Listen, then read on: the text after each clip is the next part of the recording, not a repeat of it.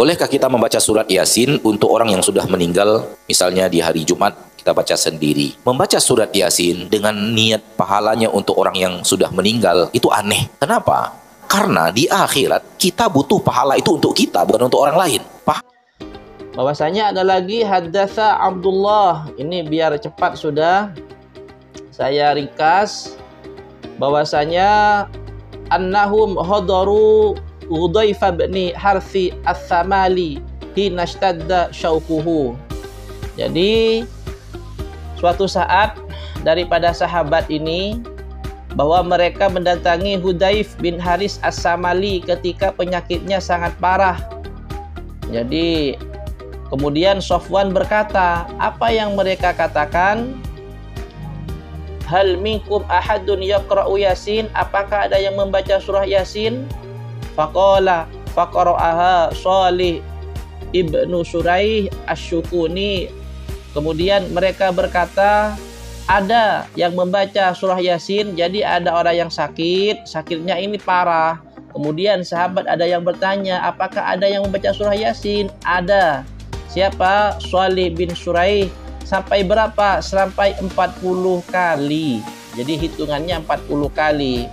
Minha kubidah. Qala fakana al-masyikhatu yaquluna idza quri'at indal mayyiti khuffifa anhu biha. Qala As-Sufwan wa qaraha Isa bin Mu'tamir inda bani Ma'bad. Artinya bagaimana? Jika Yasin dibacakan di dekat mayit, maka ia akan diringankan, dikeluarkan ruh dengan surah Yasin tersebut.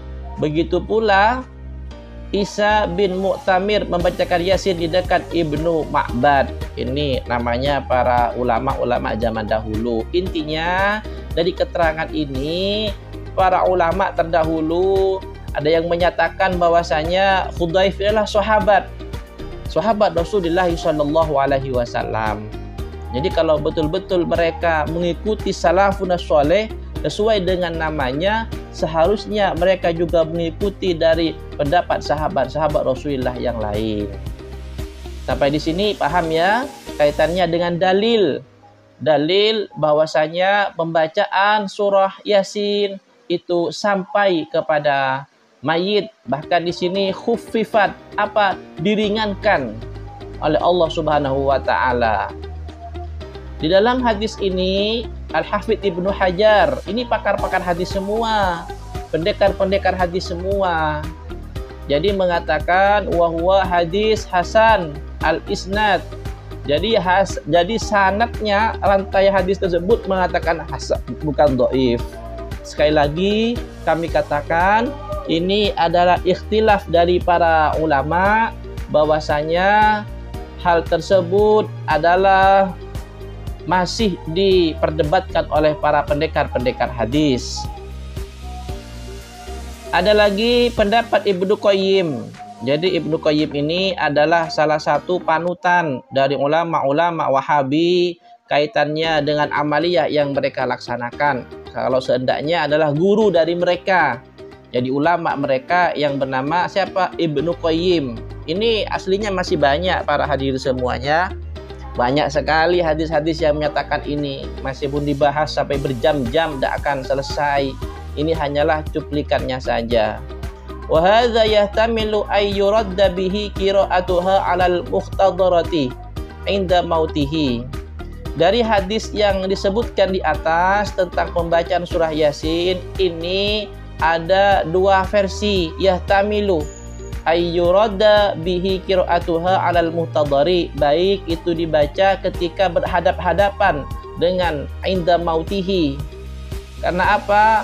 Mengambil dari keterangan lakinu mautakum la ilaha illallah. Pendapat yang kedua, wa yahtamilu ayyurada bihi al-qira'atu inda qabri. Adapun pendapat yang kedua di kalangan para ulama, surah Yasin tersebut itu dikehendaki dibaca ketika dikubur, dengan artian kalau dibaca di kubur berarti itu ausil thawaba maqara Yasin, disampaikannya hadiah pembacaan surah Yasin kepada penduduk atau ahli kubur. Sampai di sini paham ya? Mohon maaf ini adalah pendapat-pendapat dari imam-imam mereka sendiri, dari ulama-ulama Wahabi sendiri, ulama-ulama Salafi sendiri. Tapi mereka banyak tidak menyampaikan kepada umat. Mereka hanya memotong-motong hadis Rasulullah sesuai dengan kehendaknya mereka sendiri.